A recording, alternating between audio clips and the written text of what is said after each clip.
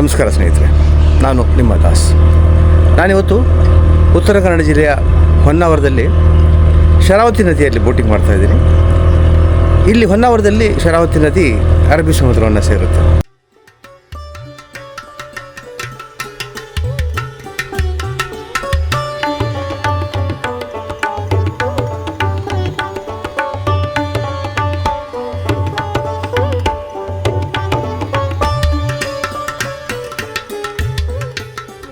ಶರಾವತಿ ಅಚ್ಚಾ, ಹಾಂ ಹಾಂ ಹಾಂ ಹಾಂ. ಅಷ್ಟು ಜನ ಬರ್ತಾರಾ ಇಲ್ಲಿ? ಆ ಬೋಟು ಸಾಕಾಗಲ್ಲ ಸೀಸನ್ ಅಲ್ಲಿ. ಓ, ಯಾವುದು ಸೀಸನ್? ಯಾವುದು ಸೀಸನ್ ಅಂದ್ರೆ ಗೌರ್ಮೆಂಟ್ ಹಾಲಿಡೇ ಇದ್ರೆಲ್ಲ ಸೀಸನ್. ಓಹೋ ಹೋ ಹೋ ಹೋ ಹೋ. ಇತ್ತೀಚೆಗೆ ಜಾಸ್ತಿ ಜನ ಬರ್ತಿದಾರಲ್ಲ, ಮೊದಲು ಎಷ್ಟು ಜನ ಬರ್ತಾರೆ? ಸ್ವಲ್ಪ ಇರ್ತಾರೆ. ಅಲ್ಲ, ಮೊದಲು ಇಷ್ಟು ಇರಲಿಲ್ಲ ಜನ. ಮೊದಲ ಫೇಮಸ್ ಇರಲಿಲ್ಲ. ಯಾವಾಗ ಸೋಷಿಯಲ್ ಮೀಡಿಯಾ ಬಂತು, ಯೂಟ್ಯೂಬು ಮತ್ತೆ ಇನ್ಸ್ಟಾಗ್ರಾಮ್ ಇದೆಲ್ಲ ಬಂತು, ಆವಾಗಿಂದ ಫೇಮಸ್ ಆಯ್ತು. ಹೈ ಟೈಡ್ ಅದು ಏನದು? ಅಂದ್ರೆ ಏರಿಳಿತ. ಏನು ಹೆಂಗದು? ನೀರು ಸಮುದ್ರ ಮತ್ತು ನದಿ ಎರಡು ಹಾಗೇನೆ. ನೀರು ಲೋ ಟೈಡ್ ಅಂದ್ರೆ ನೀರು ಕಡಿಮೆ ಆಗೋದು. ಸಮುದ್ರದಲ್ಲೇ ನೀರು ಕಮ್ಮಿ ಆಗುತ್ತೆ. ಕಡಿಮೆ ಆಗುತ್ತೆ, ನದಿ ನೀರು ಕಡಿಮೆ ಆಗುತ್ತೆ. ಸಮುದ್ರದ ಕಮ್ಮಿ ಅದರ ಪ್ರಕಾರ ಇದು ಕಮ್ಮಿ ಆಗುತ್ತೆ. ಲೋ ಟೈಡ್ ಹೈ ಟೈಡ್ ಏರಿಳಿತ ಅಂತೀವಿ ನಾವು. ಅಚ್ಚಾ ಅಚ್ಚಾ ಅಚ್ಚಾ. ಎಷ್ಟು ಸರಿ ಆಗುತ್ತೆ ದಿನಕ್ಕೆ ಅದು? ಅಂದ್ರೆ ಇವಾಗ ಇಳಿತಾ ಇದೆ ನೀರು. ಓಕೆ. ಇವಾಗ ಒಂದು 8 ಗಂಟೆ ಸುಮಾರು ಸ್ಟಾರ್ಟ್ ಆಗುತ್ತೆ ಮತ್ತೆ ತುಂಬಲಿಕ್ಕೆ, ರಿಟರ್ನ್ ತುಂಬಲಿಕ್ಕೆ. ಓಕೆ. ನೀರು ಫುಲ್ ಡ್ರೈ ಆಗಿಬಿಡುತ್ತೆ, ನೀರು ಕಡಿಮೆ ಆಗಿಬಿಡುತ್ತೆ, ತುಂಬಾ ಕಡಿಮೆ. ಶರಾವತಿಲಿ ನದಿ ನೆಲ ಎಲ್ಲ ಕಾಣುತ್ತೆ ಅವಾಗ.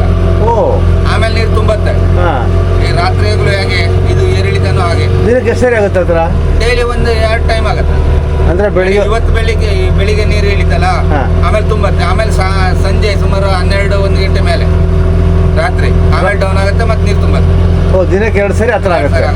ಆ ಸಮುದ್ರ ಏರಿಳಿತಕ್ಕಂತ ಇಲ್ಲಿ ನದಿ ನೀರು ಕೂಡ ಏರಿಳಿತ. ಅಮಾವಾಸ್ಯೆ ಹುಣ್ಣಿಮೆಗೆಲ್ಲ ನೀರು ಜಾಸ್ತಿ ತುಂಬತ್ತೆ. ಓ, ಜಾಸ್ತಿ ಆಗುತ್ತೆ, ಜಾಸ್ತಿ ಆಗುತ್ತೆ.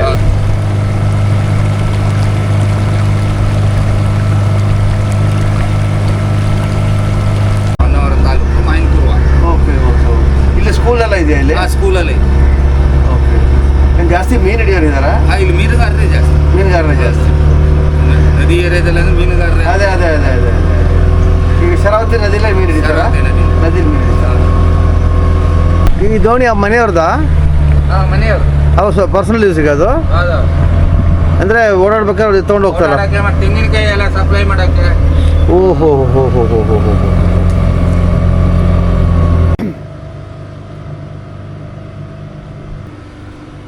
ನೋಡಿ, ಇದು ಮ್ಯಾಂಗ್ರೋವ್ ಫಾರೆಸ್ಟು. ಮ್ಯಾಂಗ್ರೋವ್ ಫಾರೆಸ್ಟ್ನಲ್ಲಿ ಸಾಕಷ್ಟು ಪ್ರಭೇದಗಳಿದೆ. ಮ್ಯಾಂಗ್ರೋವ್ ಫಾರೆಸ್ಟ್ ಬಗ್ಗೆ ಡಿಟೇಲ್ ಆಗಿ ಆಮೇಲೆ ಹೇಳ್ತೀನಿ.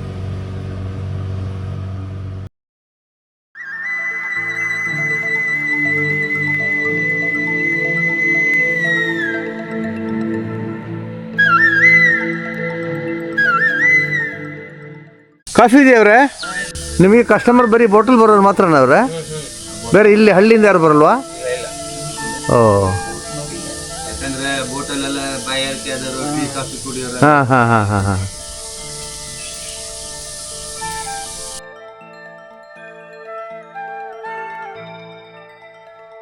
ಪ್ರೀ ವೆಡ್ಡಿಂಗ್ ಪ್ರೀ ವೆಡ್ಡಿಂಗ್ ಶೂಟಿಗೆ ಜಾಸ್ತಿ ಜನ ಬರೋದಿಲ್ಲಲ್ಲ? ಹಾಂ ಹಾಂ ಹಾಂ ಹಾಂ. ಒಂದು 25-30 ಜೋಡಿ ಬರ್ತದೆ. Okay okay okay. ಅವರಿಗೆ ಜಾಸ್ತಿನಾ ನಿಮ್ಗೆ ಕಾಸ್ಟ್ಲಿನಾ? ಹೌದೌದು, ಅವ್ರಿಗಂದ್ರೆ 2 ಕೋಟಿ ರೂಪಾಯಿ ಆಗುತ್ತೆ. ಅವ್ರದ್ದೆಲ್ಲ 1 ಗಂಟೆಯಲ್ಲೆಲ್ಲ ಆಗಲ್ಲ. ಓಹೋ ಹೋ ಹೋ ಹೋ. ಅವ್ರ ಡ್ರೋನ್ ಶೂಟ್ ಎಲ್ಲ ಇರುತ್ತಲ್ಲ, ಹಾಂ ಹಾಂ ಹಾಂ ಹಾಂ. ರೀಲ್ಸ್ ಎಲ್ಲ ಇರುತ್ತೆ ಅವ್ರು. ಓಕೆ.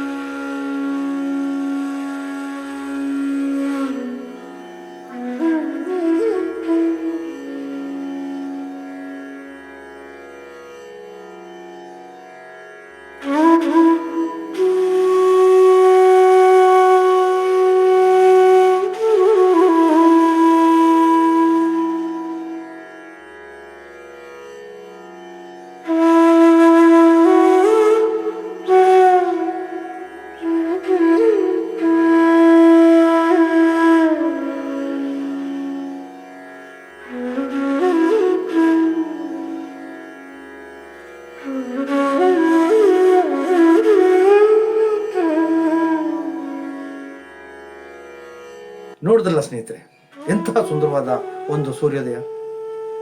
ಮೊಬೈಲ್ನಲ್ಲಿ ಲ್ಯಾಪ್ಟಾಪ್ನಲ್ಲಿ ನಿಮಗೆ ಎಷ್ಟೊಂದು ಖುಷಿ ಕೊಡ್ತಾ ಗೊತ್ತಿಲ್ಲ, ನನಗಂತೂ ಮೆಸ್ಮರೈಸಿಂಗ್ ಅನಿಸ್ತು. ನಾನು ಸಾಕಷ್ಟು ಕಡೆ ಸೂರ್ಯೋದಯವನ್ನು ನೋಡಿದ್ದೀನಿ, ಈ ಚಾನಲ್ನಲ್ಲಿ ಕವರೇಜು ಕೂಡ ಮಾಡಿದ್ದೀನಿ. ಆದರೆ ಇಷ್ಟೊಂದು ಚಂದದ ಒಂದು ಸೂರ್ಯೋದಯವನ್ನು ಎಲ್ಲೂ ನೋಡಿರಲಿಲ್ಲ.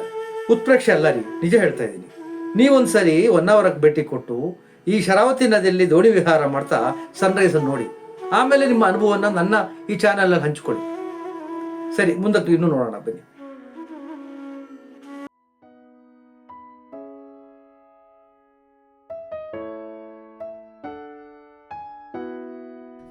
ನೋಡಿ ಎಷ್ಟೊಂದು ತಾವರೆ ಬಳ್ಳಿಗಳು. ಬಿಸಿಲೇರಿದ ಮೇಲೆ ಈ ತಾವರೆಗಳು ಅರಳಿ ನಿಲ್ತಾವಂತೆ, ಆಗ ಬಹಳ ಸುಂದರವಾಗಿ ಕಾಣ್ತವೆ ಅಂತ ಹೇಳ್ತಾರೆ ನಮ್ಮ ನಾವಿಕರು. ಹಾಗೆ ನಿಂತ್ಕೊಳ್ಳಿ, ಹೀಗೆ ನಿಂತ್ಕೊಳ್ಳಿ ಅಂತ ಡೈರೆಕ್ಷನ್ ಕೊಡ್ತಾ ತನ್ನ ಮೊಬೈಲ್ನಿಂದ ಫೋಟೋ ಆನಂತರ ವಿಡಿಯೋ ತೆಗಿಲಿಕ್ಕೆ ಆರಂಭಿಸ್ತಾರೆ ನಮ್ಮ ಶ್ರೀಕಾಂತ್. ಒಬ್ಬ ಪ್ರೊಫೆಷನಲ್ ಕ್ಯಾಮ್ರಾಮ್ಯಾನ್ ಥರ ಎಲ್ಲ ಆ್ಯಂಗಲ್ನಿಂದ ವಿಡಿಯೋ ಮತ್ತು ಫೋಟೋಗಳನ್ನ ತೆಗೆದುಕೊಂಡು ಕೂತ್ಕೊಂಡು ಎಡಿಟ್ ಮಾಡಿ ನಮ್ಮ ಮೊಬೈಲಿಗೆ ವಾಟ್ಸಪ್ ಕಳಿಸ್ತಾನೆ. ನೋಡಿ ಎಷ್ಟು ಚೆನ್ನಾಗಿದೆ ವಿಡಿಯೋ.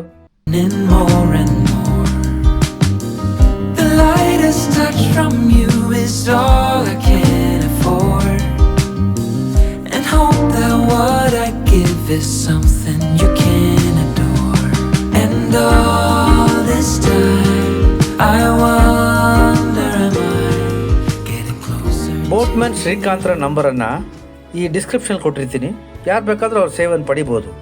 ಅವರ ಬೋಟ್ ಹೆಸರು ಪಂಚವಟಿ.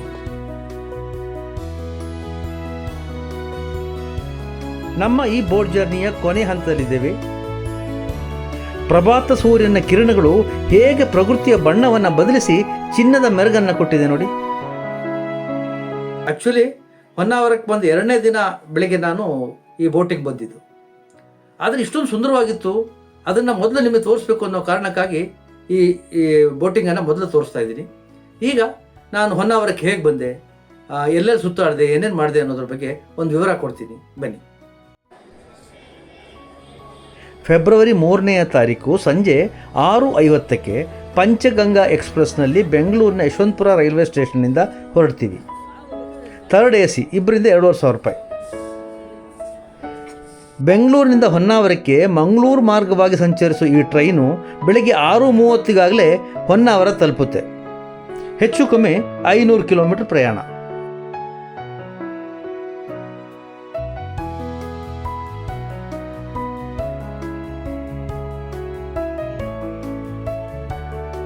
ರೈಲ್ವೆ ಸ್ಟೇಷನ್ನು ಸ್ವಲ್ಪ ಔಟ್ಸ್ಕರ್ಟ್ನಲ್ಲಿದೆ. ಹೆಚ್ಚು ಕಮ್ಮಿ 6-7 ಕಿಲೋಮೀಟರ್ ಹೋಗಬೇಕು. 150ರಿಂದ 200 ರೂಪಾಯಿ ತಗೊಳ್ತಾನೆ ಆಟೋದವನು.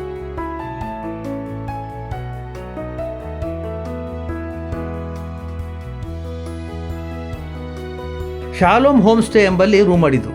2,000 ರೂಪಾಯಿ ಬಾಡಿಗೆ. ಲಗೇಜನ್ನು ರೂಮ್ನಲ್ಲಿಟ್ಟು ಫ್ರೆಶ್ ಆಗಿ ರಾಮೇಶ್ವರಂ ಹೋಟೆಲ್ನಲ್ಲಿ ಟಿಫನ್ ಮಾಡಿದ್ವಿ.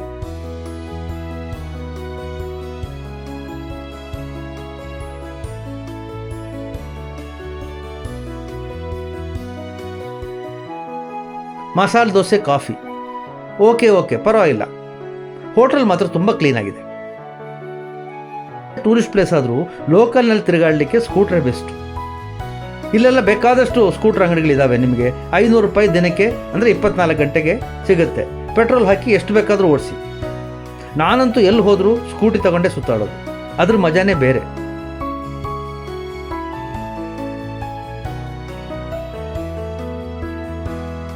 ಈಗ ನಾವು ಮ್ಯಾಂಗ್ರೋವ್ ಫಾರೆಸ್ಟ್ ಕಡೆ ಹೋಗ್ತಾ ಇದ್ದೀವಿ. ಹೊನ್ನಾವರ KSRTC ಬಸ್ ಸ್ಟ್ಯಾಂಡ್ನಿಂದ 3.5 ಕಿಲೋಮೀಟರ್ ದೂರ ಅಷ್ಟೇ.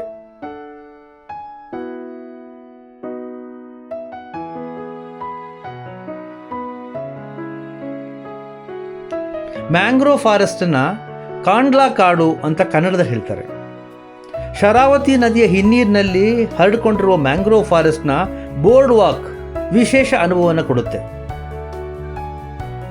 ಮರದ ಕಟ್ಟಿಗೆಗಳಿಂದ ಮ್ಯಾಂಗ್ರೋವ್ ಕಾಡುಗಳ ಮಧ್ಯದಲ್ಲಿ ನೀರಿನ ಮೇಲೆ ಕಟ್ಟಿರುವ ಈ ಮರದ ಸೇತುವೆ ಮೇಲೆ ನಡೆಯುತ್ತಾ ಸುತ್ತಲೂ ಹಬ್ಬಿರುವ ಮ್ಯಾಂಗ್ರೋವ್ ಗಿಡಗಳನ್ನು, ಕೆಳಗೆ ಹರಿತಿರೋ ನೀರನ್ನು, ಇಲ್ಲಿನ ವಿವಿಧ ಪಕ್ಷಿಗಳು ಮತ್ತು ಅವುಗಳ ಕಲರವ ನಿಮಗೆ ಹೊಸ ಅನುಭವ ಕೊಡುತ್ತೆ.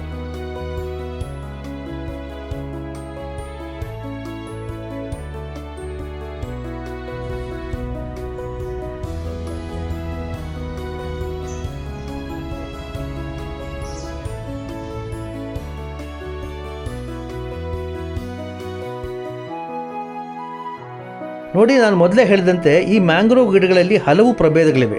ಅವುಗಳ ವಿವರವನ್ನು ಇಲ್ಲಿ ಕೊಡಲಾಗಿದೆ.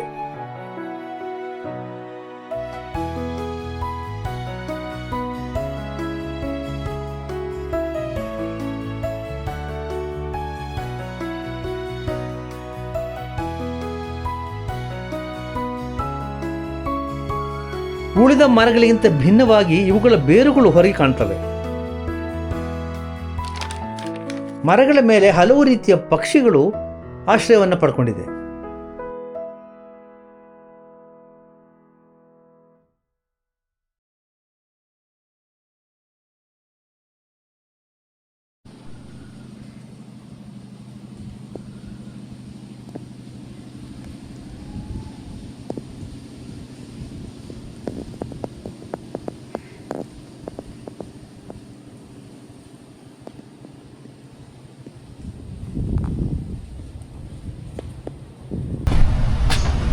ಏನು ಮಾಡ್ತಾ ಇದ್ದೀರಿ ಅದಕ್ಕೆ? ಎಣ್ಣೆನಾ? ಏನಕ್ಕೆ ಇದು ಎಣ್ಣೆ ಹೊಡೆದಿದ್ರೆ ಏನಾಗುತ್ತೆ? ಹೊಡೆಯೋದು. ಹುಳ ಹೊಡೆಯಲ್ಲ? ಕಾಡಲ್ಲ. ಓಕೆ. ಏನು ಮರ ಅದು? ಇದು ಅಲ್ಲಲ್ಲ, ಇದು ಹಾಂ, ಎಲ್ಲ ಜಾತಿ ಮರನೂ ಇದೆ. ಇದು ಹೆಸರು ಗೊತ್ತಿಲ್ಲ ಯಾವ ಜಾತಿ. ಅದಲ್ಲ, ನಾನು ಈ ಕಟ್ಟಿಗೆ ಇದೆಯಲ್ಲ, ಇದು ಎಲ್ಲ ಜಾತಿನೂ ಇದೆ. ಅಕ್ಕಿಶಿ, ಒಣಗಲು, ಬರಣಗಿ, ನಂದಿ ಎಲ್ಲ ಇದೆ. ಓಕೆ. ಎಷ್ಟು ವರ್ಷ ಆಯ್ತು ಇದು ಕಟ್ಟಿದ್ದು ಬ್ರಿಡ್ಜು? 12 ವರ್ಷ ಆಯ್ತು. 12 ವರ್ಷ ಆಯ್ತು. ಅದು ಏನೂ ಆಗಿಲ್ಲ ಇದುವರೆಗೂ? ಎಲ್ಲ ಮರ ಹಂಗೆ ಗಟ್ಟಿಯಾಗಿದೆ. ಓದುದು ಎಲ್ಲ ರಿಪೇರಿ ಮಾಡ್ತಾ ಇದ್ದಾರೆ. ಇನ್ನು ಮುಂದೆ ಬರೋ ವರ್ಷದಿಂದ ಕಬ್ಬಿಣದೇ ಮಾಡ್ತಾರಲ್ಲ. ಕಬ್ಬಿಣದ ಮಾಡ್ಬೇಕು ಅಂತಿದ್ದಾರಾ? ಇದೇ ಚೆನ್ನಾಗಿದೆಯಲ್ಲ.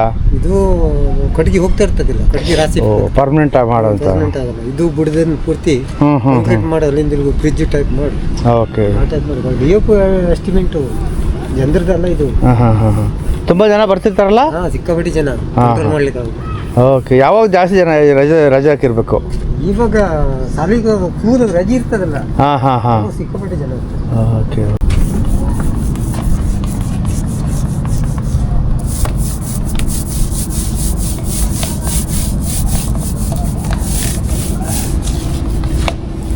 ವರ್ಷ ಹೊಡಿತಿರೋದು? ವರ್ಷ 3 ತಿಂಗಳು ಹೊಡಿತಾರೆ. ಏನಿದು ಆಯಿಲ್ ಏನು? ಅದು ಈ ಬೇವಿನ ಹಿಂಡಿ ಎಣ್ಣೆ. ಬೇವಿನ ಹಿಂಡಿ ಎಣ್ಣೆನದು?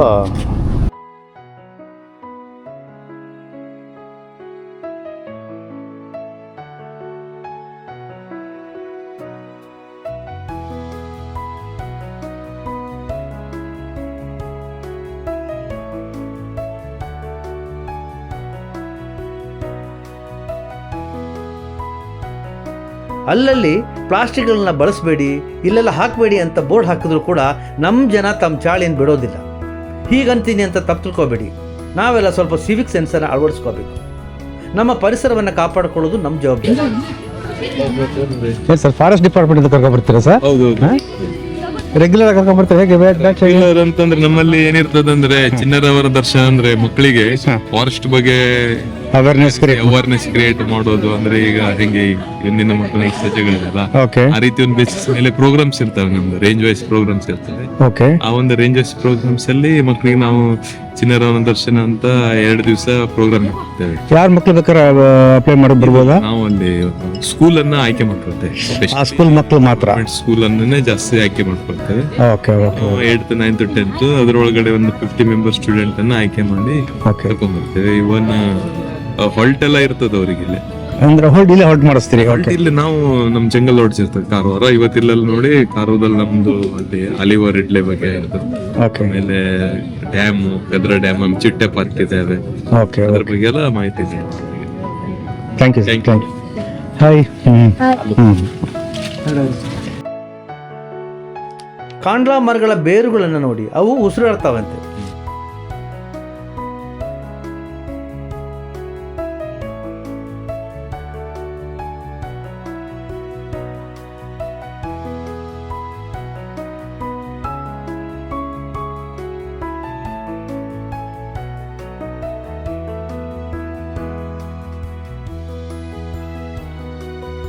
ಮ್ಯಾಂಗ್ರೋವ್ ಫಾರೆಸ್ಟ್ ಬಳಿ ಮೇನ್ ರೋಡ್ನ ಆಚೆ ದಾಟಿದ್ರೆ ಈಕೋ ಬೀಚ್ ಇದೆ. ನಾವು ಮಧ್ಯಾಹ್ನದ ಸಮಯದಲ್ಲಿ ಹೋಗಿದ್ದಕ್ಕೋ ಏನೋ ಗೊತ್ತಿಲ್ಲ, ಜಾಸ್ತಿ ಜನ ಇರಲಿಲ್ಲ.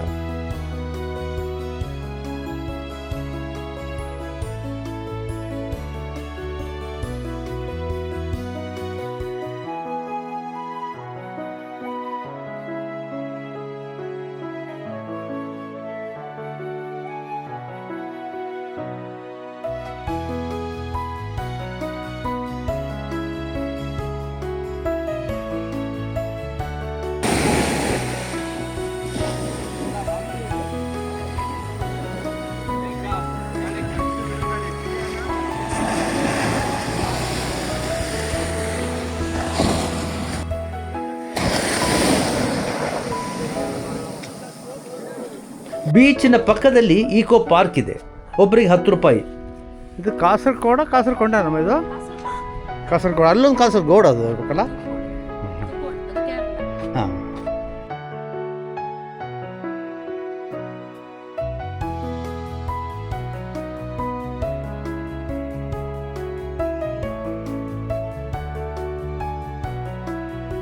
ಬೀಚಿನಲ್ಲಿ ಒದ್ದೆಯಾಗಿ ಬಂದವರಿಗೆ ಇಲ್ಲಿ ಸ್ನಾನಗೃಹಗಳಿದ್ದಾವೆ.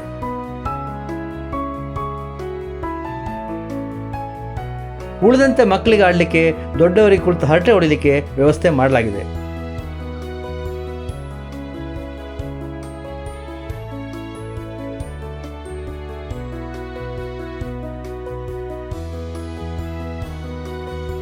ಎಲ್ಲ ಕಡೆ ಗಾಳಿ ಮರಗಳನ್ನು ನೆಡಲಾಗಿದೆ.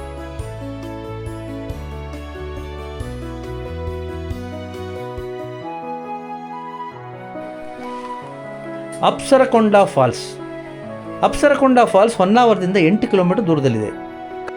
ಕಾಡಿನ ದಾರಿಯಲ್ಲಿ ಬರಬೇಕು. ಎಲ್ಲಿಯೂ ಸರಿಯಾದ ಬೋರ್ಡ್ಗಳನ್ನು ಹಾಕದೇ ಇರೋದ್ರಿಂದ ಸ್ವಲ್ಪ ಕನ್ಫ್ಯೂಸ್ ಆಗುತ್ತೆ. ಈ ಕೊಂಡದ ಪಕ್ಕ ಒಂದು ದೇವಸ್ಥಾನ ಕೂಡ ಇದೆ.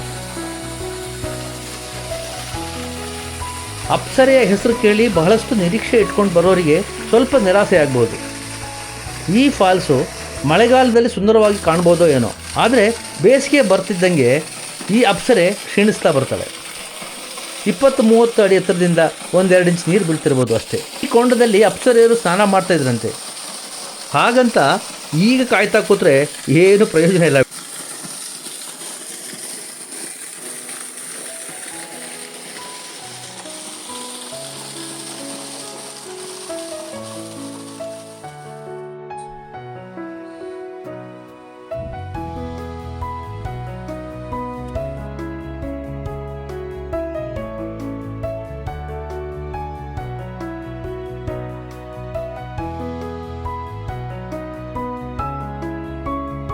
ಅಪ್ಸರಕೊಂಡ ಉದ್ಯಾನವನದಿಂದ ನೋಡಿದರೆ ದೂರದಲ್ಲಿ ಕೃಷಿ ಭೂಮಿಯನ್ನು ನೋಡ್ಬೋದು.